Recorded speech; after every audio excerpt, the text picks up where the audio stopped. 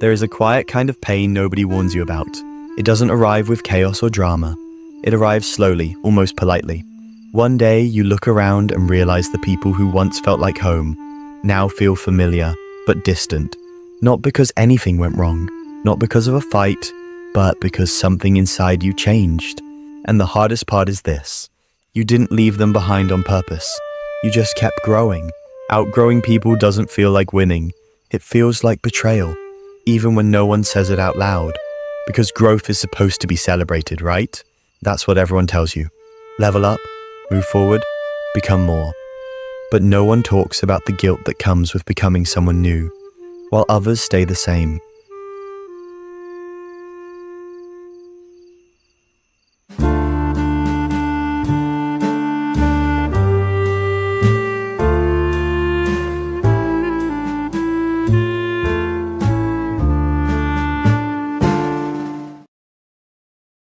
At first, it's subtle. You notice conversations feel repetitive. The jokes don't land the way they used to. The dreams you talk about are met with silence or polite nods or quick subject changes. You start editing yourself, shrinking your thoughts, downplaying your progress. Not because you're arrogant, but because you don't want to make anyone uncomfortable. And that's where the guilt begins, because a part of you wonders, am I changing too much? Am I becoming someone they can't recognize anymore? Am I leaving people behind just by moving forward? Here's the truth. Most people never say out loud. Outgrowing others doesn't mean you think you're better than them. It means you're no longer the same version of yourself that fit comfortably into the old dynamic. And dynamics don't break loudly. They fade. You used to bond over the same struggles, the same fears, the same frustrations. But now, you're solving problems they're still stuck inside. You're asking questions they're avoiding. You're choosing discomfort in a way they're not ready for. And suddenly you feel like the odd one out, even though you're the one who changed. So you start feeling responsible. Responsible for the distance, responsible for the silence, responsible for the shift. But growth doesn't ask for permission, it just happens. And still, the guilt stays. Because when you grow, you don't just gain clarity, you gain awareness. You become aware of patterns you once tolerated. You notice emotional loops you once laughed off. You see behaviors you once normalized and can no longer ignore. And that awareness creates separation, not physically at first, but emotionally. You're still in the same room, but you're no longer in the same place. And the worst part? You miss them. You miss who they were to you. You miss who you were with them. You miss the version of yourself that didn't overthink every interaction. That didn't feel guilty for dreaming bigger. That didn't feel like growth came with loss. Because here's the uncomfortable truth. Growth always costs something. Sometimes it costs comfort. Sometimes it costs certainty. And sometimes it costs people. But society romanticizes growth. It shows the highlight reel, the success, the confidence, the glow up. It rarely shows the quiet nights where you wonder if you've become too different to belong anywhere. You start asking questions like, why do I feel lonely even when I'm doing better? Why do I feel guilty for wanting more? Why does success sometimes feel heavier than failure? And the answer isn't that you're ungrateful. It's that growth separates before it unites. When you outgrow others, you enter a strange emotional space. You're no longer who you were, but not fully surrounded by people who match who you're becoming. So you float, and floating feels lonely. You don't fit into old conversations, but you don't yet feel fully at home in new ones. And because you're empathetic, because you care, because you remember where you came from, you feel guilty for the distance, even when it wasn't intentional. But here's something important you need to hear. Outgrowing others is not an act of cruelty. It's a consequence of self-respect. When you start choosing honesty over comfort, growth over familiarity, self-awareness over avoidance, some relationships simply can't follow, not because the people are bad, but because the relationship was built for a version of you that no longer exists. And that realization hurt, because you don't want to hurt anyone. You didn't wake up one day and decide to leave. You just stopped abandoning yourself, and that changed everything. There's a reason this guilt feels so heavy. It's because humans are wired for belonging. For most of history, being cast out meant danger. Isolation wasn't emotional, it was survival. So when growth threatens connection, your nervous system interprets it as loss. Even if your mind knows you're evolving, Your body feels like it's losing safety. That's why you second guess yourself. That's why you wonder if you should slow down. That's why you sometimes consider shrinking back, just to keep the peace. But peace that requires self-betrayal is not peace. It's postponement. And eventually, the cost becomes too high. You start feeling drained after conversations that once energized you. You feel misunderstood even when you're heard. You feel like you're explaining yourself too much, or not at all. And that's when the guilt transforms into grief. Because you're not just losing people, you're grieving shared futures that will never happen, plans that once felt certain, inside jokes that no longer land, dreams that no longer align. You're mourning something invisible. And invisible grief is the hardest to explain, especially when nothing bad happened. No betrayal, no explosion, just evolution. And yet the guilt whispers, shouldn't I stay loyal? Shouldn't I be grateful? Shouldn't I try harder to keep things the same? But here's the quiet truth most people learn too late. Staying the same to protect others eventually turns into resentment. And resentment slowly erodes love. You start showing up less, listening less, caring less, not because you stopped caring, but because you're tired of being somewhere you've already outgrown.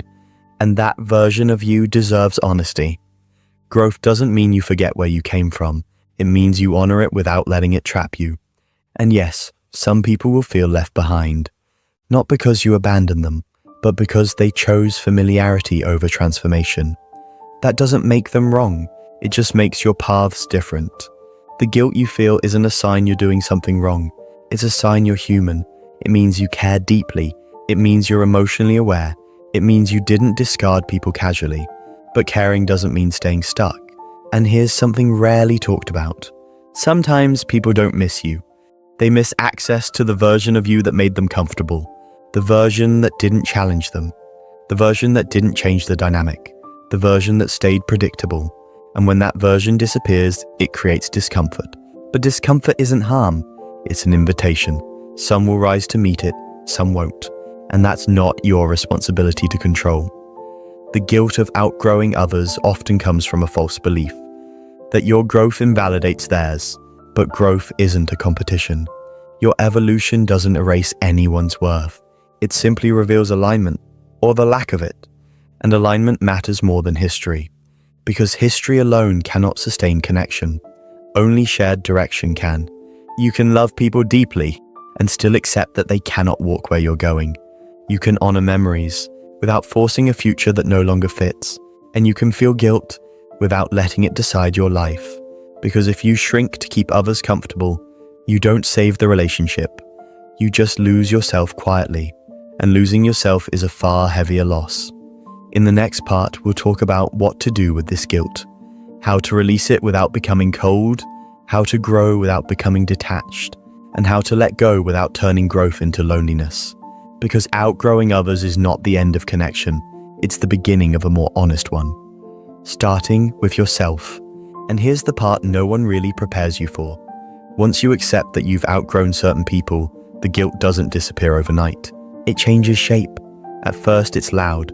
It asks questions, it keeps you awake. But eventually it becomes quieter and deeper. It shows up when you're doing well and suddenly think of someone who isn't there anymore. It shows up when you laugh at something new and realize the old group wouldn't understand why it matters to you now. It shows up when you want to share a win, then stop yourself. Not because you're ashamed, but because you don't want to create distance where there already is some. This is the guilt of growth, not because growth is wrong, but because it changes the emotional map of your life. And the most confusing part is that no one is at fault. There's no villain, no betrayal, no moment you can point to and say, that's when everything broke. Things didn't break, they shifted, and humans struggle with shifts more than endings. Endings are clear, shifts are ambiguous. When a relationship ends clearly, the mind can categorize it. But when it slowly fades, your heart keeps trying to revive it. You replay conversations, you wonder if you should reach out more. You ask yourself if you're being distant or just different. And that internal conflict creates a quiet exhaustion because part of you wants to honor who you are becoming and another part wants to protect who you used to be with them. This is where many people get stuck. They try to carry both versions of themselves at the same time. They show up halfway, They speak carefully. They avoid topics that matter to them. They pretend they haven't changed as much as they have. And over time, that split becomes painful. Because authenticity is not optional for emotional health, you can fake enthusiasm for only so long. You can hide your growth for only so long. Eventually, something gives. And often, what gives is your sense of peace. Here's something important to understand. Outgrowing others doesn't mean you stop loving them. It means the way you love them has to change. Love doesn't always mean proximity. It doesn't always mean daily presence. Sometimes love means acceptance without attachment, and that is one of the hardest forms of love. Because attachment feels like proof. It feels like loyalty. It feels like safety. But attachment can also quietly demand that you stay small. Not because others intend it, but because familiarity resists disruption. When you grow, you disrupt. Not aggressively, not intentionally, just by becoming more honest about who you are. And honesty changes dynamics. Some people will lean in. They'll grow curious. They'll ask questions. They'll evolve alongside you. Others will pull away, sometimes silently, not out of malice, but because growth confronts comfort. And comfort is powerful. So the guilt you feel isn't because you hurt anyone. It's because you're confronting a truth many people avoid. That not everyone who started with you can come with you. And that truth feels lonely, even when it's necessary. But here's where perspective matters. Think about how many versions of yourself you've already outgrown. The child you once were, the beliefs you once held, the fears you once obeyed. You don't feel guilty for outgrowing those versions. You feel grateful, because growth requires leaving something behind. And relationships are no different. They are living systems. They either adapt or they stay tied to a moment in time. When you outgrow others, it doesn't mean you're superior. It means your inner world expanded. You began asking deeper questions. You became more aware of patterns. You started aligning your actions with your values. And that expansion created a gap that guilt tries to fill with responsibility. But you are not responsible for managing everyone else's comfort. You are responsible for living honestly. And honesty does not require cruelty. It requires clarity. Clarity sounds like this. I care about you, even if we don't connect the same way anymore.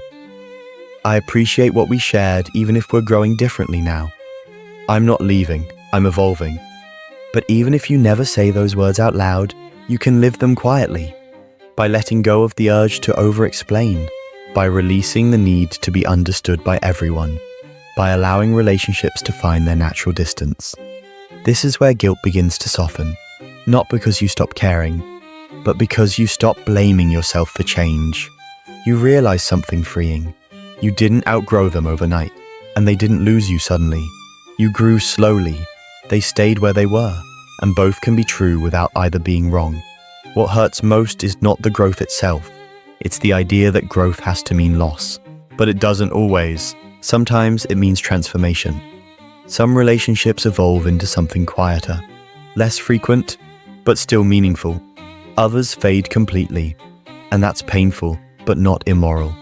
And some surprise you. They reconnect later when growth has reshaped both sides. Life is not linear.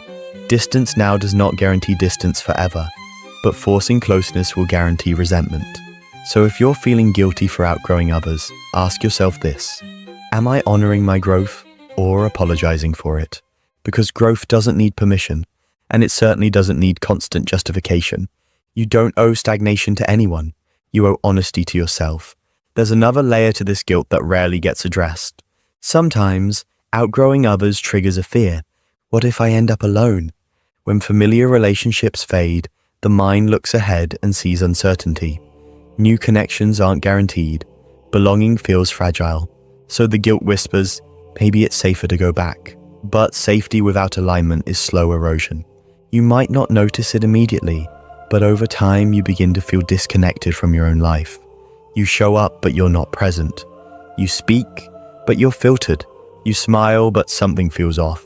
And that internal dissonance costs more than loneliness ever will. Because loneliness can be temporary.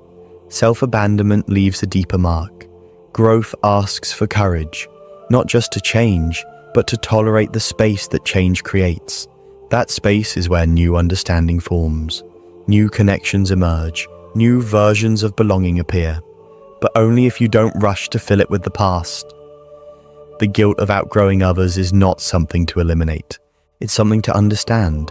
It's the emotional residue of empathy colliding with evolution. And that's not a flaw, it's evidence of depth. So instead of asking, how do I stop feeling guilty? Ask this instead. How do I grow with compassion without shrinking myself? The answer lies in balance, in honoring what was without clinging to it, in appreciating people without forcing proximity, in choosing growth without turning cold. You can wish people well from afar. You can remember them warmly. You can still care without carrying them. And that is not abandonment. That is maturity. Outgrowing others is not a failure of loyalty. It's a sign that your inner world is evolving faster than your environment. And while that can feel isolating, it is also the beginning of deeper alignment. With people who see you as you are now, with conversations that stretch you, with connections that don't require you to explain your growth. So if you're carrying guilt right now, let this land gently. You didn't become distant to hurt anyone. You became honest with yourself, and that honesty deserves space. Growth will always change who walks beside you, but it will also bring you closer to who you are. And in the end, that is not something to feel guilty about. It's something to respect.